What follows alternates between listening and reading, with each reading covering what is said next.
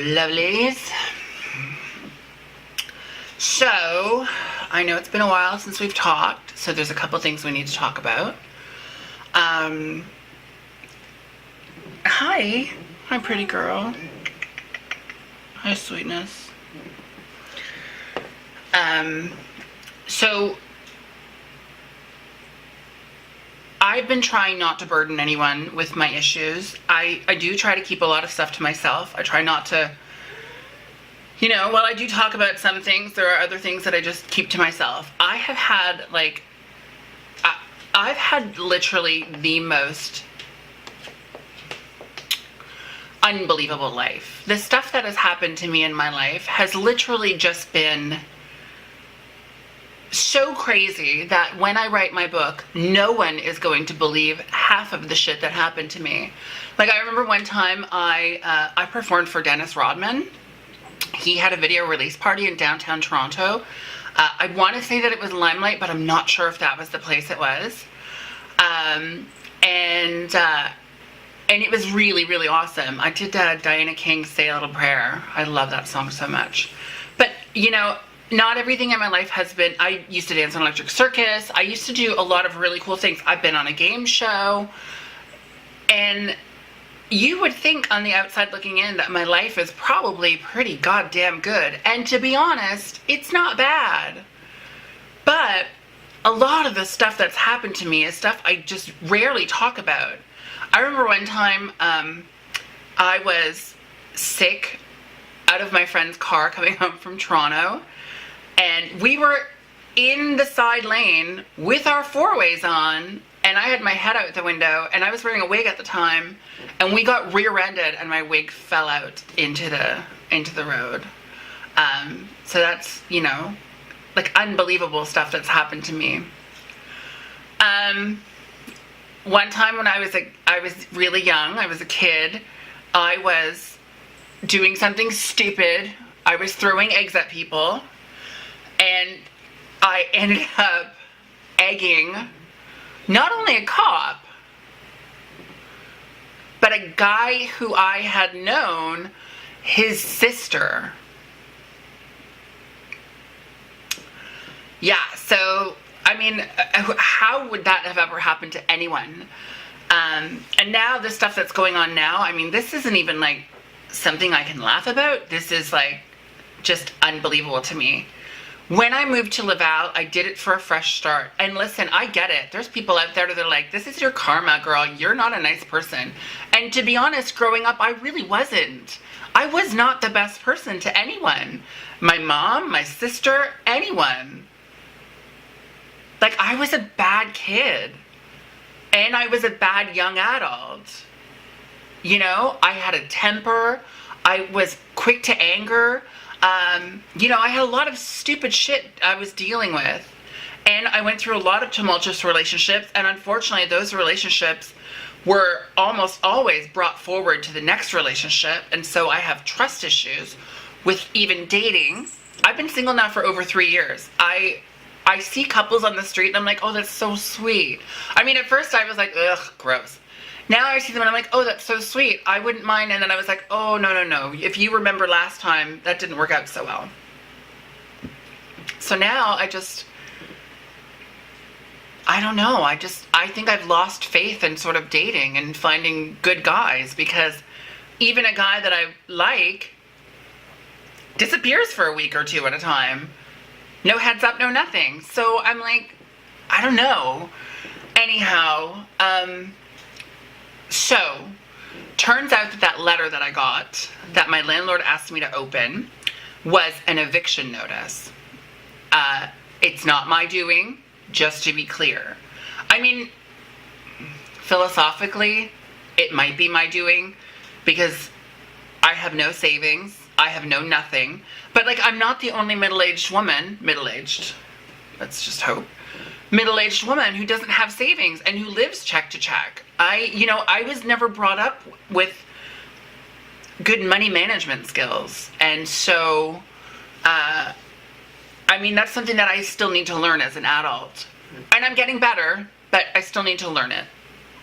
But apparently, according to the letter, my landlord hasn't been paying his condo fees, and they're trying to evict him from the building. He's shown me proof that he's paid his condo fees, but, you know, because some of the craziest things have happened to me in my life, I don't feel safe until after the date of this eviction comes and goes. You know, my landlord is like, don't worry about it. You're fine. I promise. But, you know, I've been promised stuff before by people and they haven't followed through. You know, I haven't always been the best judge of character when it comes to friends or dating or anything like that. And this isn't all like a negative Nancy, like, look, like I said, I've had a pretty good life. I've done some really cool things. But I've also had some of the most fantastical things happen to me that no one would believe. Like, who would believe that I would move all the way from Ontario to Laval to this great place, and I would have the one landlord who's having issues with the condo board that I live in? Like, how did that manifest? And maybe it is, like, it's like, you know, maybe it is karma from, like, all the stupid shit I did as a kid. But I like to believe that somehow I've repaid that back tenfold in my character as an adult. I like to believe that somehow I have not done enough good things to equal out the bad, because I don't do good things to not be a bad person. I do good things now because I am a good person, and because I learned that doing what I was doing was being a bad person. But I mean, this is really stressing me out. Last week, I don't think there was a day that I was sober. I think I drank 2 bottles of Fireball and a bottle of vodka. I drank a bottle of vodka while I was on the phone with my best friend on FaceTime, and he could not believe that I was still sober after drinking that entire 26er of vodka. And to be honest, neither can I. Every time I have a drink, I hear a voice in the back of my head that says something is wrong. What's wrong? I know I'm coping. And I know I'm coping with this now. With this stress that I didn't need in my life. And now all of a sudden I have. And it's just not easy to handle. It's not easy to deal with. Like, I have all this shit here. And if I get kicked out, what about my pets? What about, you know, what about FhiPhi and Charlie? What happens to them? Do I have to give them to the SPCA? Like,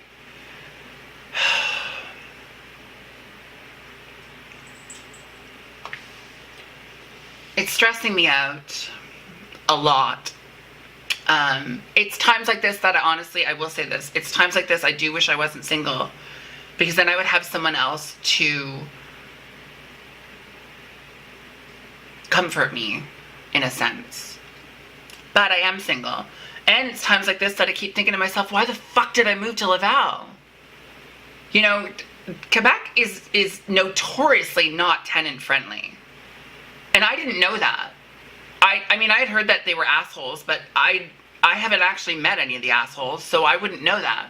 But several of my friends who've lived here said that this is not a very tenant-friendly province. And I don't imagine them being very tenant-friendly to me, an outsider who moved here.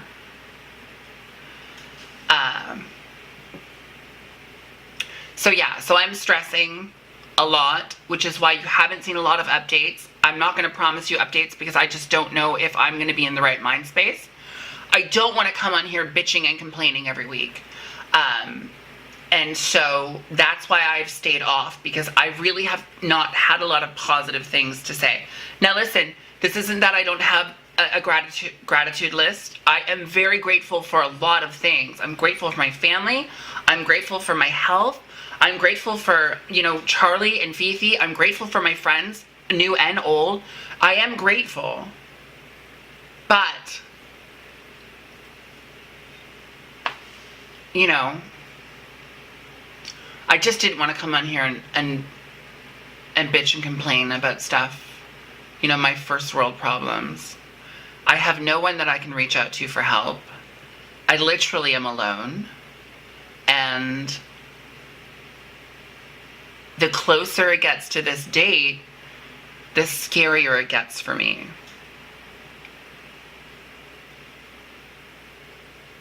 Because I don't know if I'm going to come home one day and have the locks changed on my unit.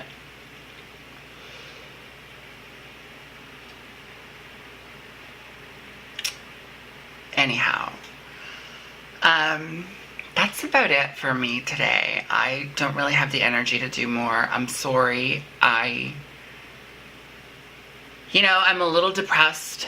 I felt coming here that I was going to be escaping drama, and it turns out that now I have entered someone else's drama. And I wish I had known about it before I came here, because I don't know. I mean, maybe I still would have come. Who knows? I don't really know. I'm not sure.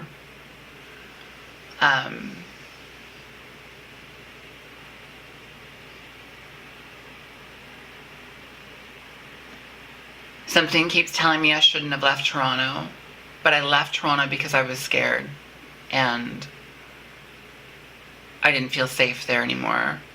Maybe I should have went back to Hamilton, but when I lived in Hamilton, there was a community that I was always an outsider to, so why would I move there? I did everything I could to be there supporting other people, and yet every single one of those people that I supported, I would say 8 out of 10 of them were never there to support me in any way, shape, or form, and that really sucks. And that's why I didn't go back there, because I didn't feel like Hamilton was home. Yes, my family's there, but I didn't feel like Hamilton was home. I was just starting to feel like Toronto was home when everything happened with my ex. And, yeah.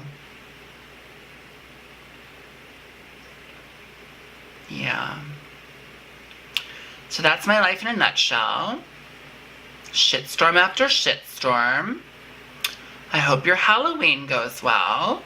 I don't mean to stress you out. Yeah.